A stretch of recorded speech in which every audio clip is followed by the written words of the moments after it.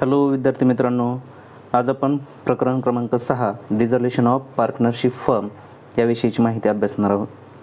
तर बघा, डिझॉल्युशन of partnership firm म्हणजे काय की एखाद्या व्यवसायाचं काय होणं, विसर्जन होणं किंवा एखादा व्यवसाय बंद होणं. आता एखादा म्हणण्यापेक्षा इथं सरळ सांगितलेलं आहे डिझॉल्युशन ऑफ कशाचं, पार्टनरशिप फर्मचं विसर्जन.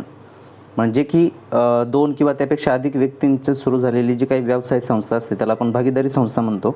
आणि या भागीदारी संस्थेमध्ये असणारे जे काही भागीदार आहे ते आता व्यवसाय काय करत आहेत, बंद करत आहेत. व्यवसाय बंद करणं किंवा व्यवसाय पूर्णतः बंद करणं याला आपण डिझॉल्युशन असं म्हणतो. म्हणजे की त्यांचा विशिष्ट हेतू असेल, भागीदारी संस्था स्थापन ज्या कामासाठी झाली होती ते काम पूर्ण झालं असेल किंवा त्या व्यतिरिक्त आणखी काही कारण असतील ते आपण पुढे पाहणारच आहोत की डिझॉल्युशन कशामुळे केलं जातं, कोणत्या कारणास्तव केलं जातं किंवा व्यवसाय का बंद होतो, कशा पद्धतीने बंद होतो याविषयीची माहिती आपण पाहणार आहोत. पण पहिल्यांदा एवढं समजून घ्या की डिझॉल्युशन म्हणजे काय की व्यवसाय बंद होणं. म्हणजे काय, व्यवसायाचा गाडा पूर्ण थांबणं किंवा व्यवसाय चालणं पूर्णपणाने काय होणं, बंद होणं. तर बघा, आता या प्रकरणात आपल्याला पाहिजे इंट्रोडक्शन म्हटलं, खाली या प्रकरणाची ओळख सांगितली. Means to wind up or to close down. म्हणजे व्यवसायाचा जो काही व्यवसाय आहे तो पूर्णपणाने काय होणार आहे, बंद होणार आहे. त्यामध्ये म्हटलं बघा, when business relation among the partners in a partnership firm comes to an end it is known as dissolution of partnership. आता भागीदारी कधी संपुष्टात येते की जेव्हा भागीदारांमध्ये असणारं जे काही नातं आहे ते संपुष्टात येतं, तेव्हा भागीदारी संपुष्टात येते किंवा भागीदारी बरखास्त होते असं आपण म्हणू. आता पुढे म्हटलं बघा, when one or more partners take decision to close the partnership firm it is known as dissolution of partnership firm. आता इथे फरक आहे बघा, पार्टनरशिप आणि पार्टनरशिप फर्म या दोघांमध्ये फरक आहे. जेव्हा भागीदारांमधील नातं संपुष्टात येतं, भागीदारांमधील नातं जेव्हा संपुष्टात येतं तेव्हा फक्त भागीदारी संपते, भागीदारी संस्था संपत नाही आहे किंवा भागीदारी संस्था बंद पडत नाही आहे किंवा भागीदारी संस्थेचं डिझॉल्युशन झालं, विसर्जन झालं असं आपल्याला म्हणता येत नाही. परंतु जेव्हा काय सांगितलं, एक किंवा एकापेक्षा अधिक व्यक्ती असा निर्णय घेतात की आपल्याला काय करायचं आहे, व्यवसाय संस्थाच काय करायची, पूर्णपणानं बंद करायची, तर त्याला म्हणायचं आहे भागीदारी संस्थेचं विसर्जन. म्हणजे ह्या दोन वेगळ्या संकल्पना आहे. एखादा भागीदार व्यवसायातनं बाहेर गेला तर भागीदारी संस्था बरखास्त होत नाही, परंतु भागीदारी संस्थेनंच ठरवलं की आपल्याला आता व्यवसाय जादा काळ चालवायचा नाही आहे किंवा आपला व्यवसाय जास्त दिवस आपल्याला पुढं रन करायचा नाही, पळवायचं नाही, चालवायचं नाही, तर तेव्हा भागीदारी संस्था बरखास्त होते. त्याला आता पुढे म्हटलं बघा, when all partner decided to discontinue from partnership firm. जेव्हा सगळे भागीदार असं ठरवतात की आपल्याला आता काय करायचं आहे, बिझनेस कंटिन्यू करायचा नाही आहे, it result in to dissolution of partnership. तेव्हा भागीदारी काय होते, संपुष्टात येते. The relationship between partners is refer to as partnership. यामध्ये यांचे जे काही असणारे नाते आहे या नात्यांवर भागीदारी संस्था म्हणजे त्या दोघांमध्ये किंवा भागीदारांमध्ये झालेला करार इथं फक्त काय होतो, संपुष्टात येतो. While all the partners collectively are called firm, dissolution of a firm is different from dissolution of partnership. म्हणजे बघा, भागीदारीपेक्षा भागीदारी संस्थेचं असणारं विसर्जन हे खूप वेगळं आहे. भागीदारीचं विसर्जन कधी होतं, जेव्हा दोघांमधील भागीदारांमधील करार काय होतो, संपुष्टात येतो, तेव्हा आपण काय म्हणतो, तेव्हा आपण म्हणतो भागीदारी संपुष्टात आली फक्त किंवा भागीदारी संपली असं म्हणतो.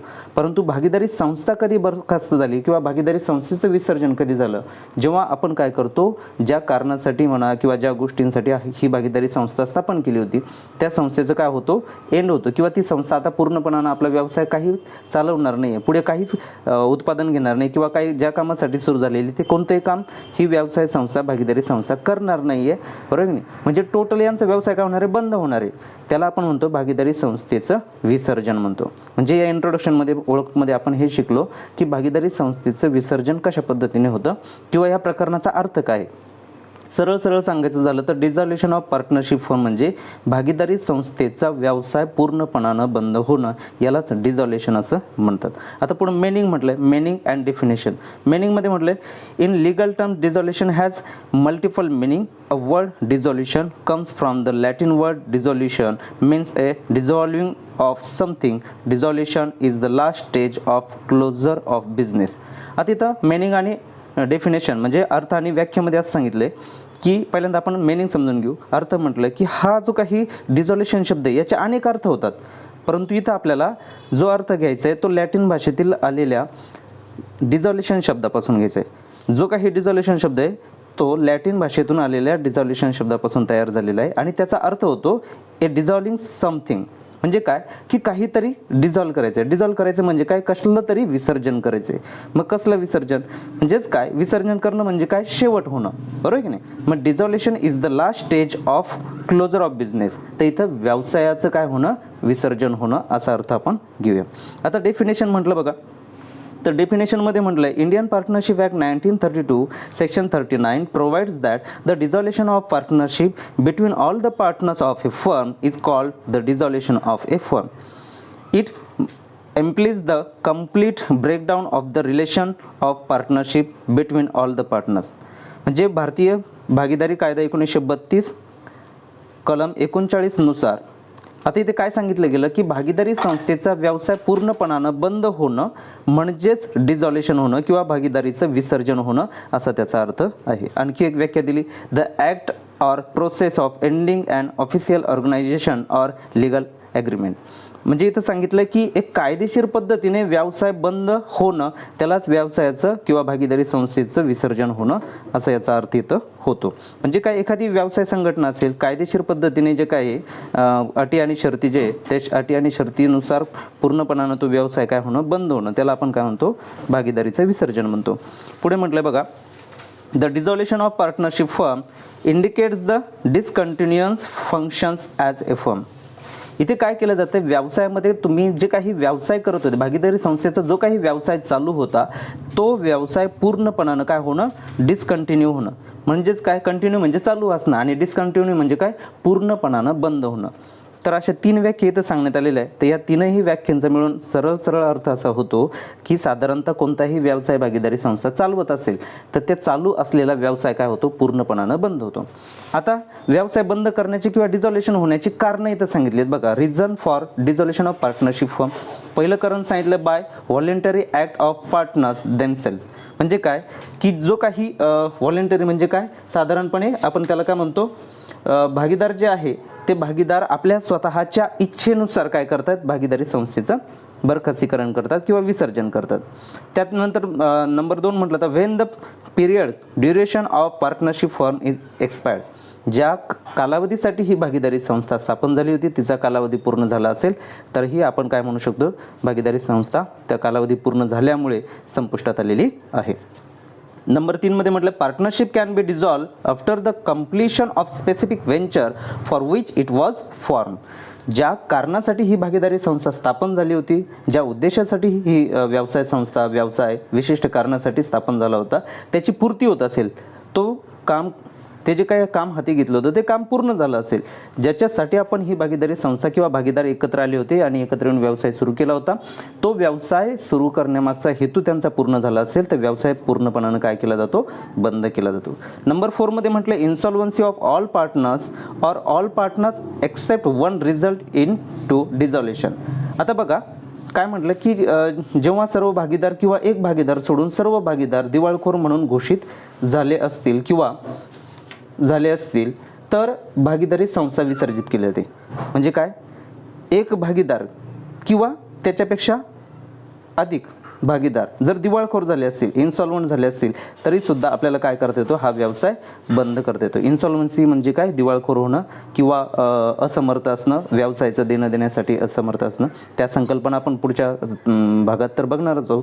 पण बघा पुढचा 5वा पॉईंट म्हटला illegal or unlawful business activity result in to dissolution. इथे जो काही व्यवसाय आहे तो व्यवसाय करत असताना तुम्ही अवैध स्वरूपाचा जर व्यवसाय करत असाल, भागीदारी संस्था किंवा संस्थेचा व्यवसाय अवैध स्वरूपाचा असेल किंवा नियमानुसार जर चालत नसेल तर भागीदारी संस्थेचं विसर्जन केलं जातं.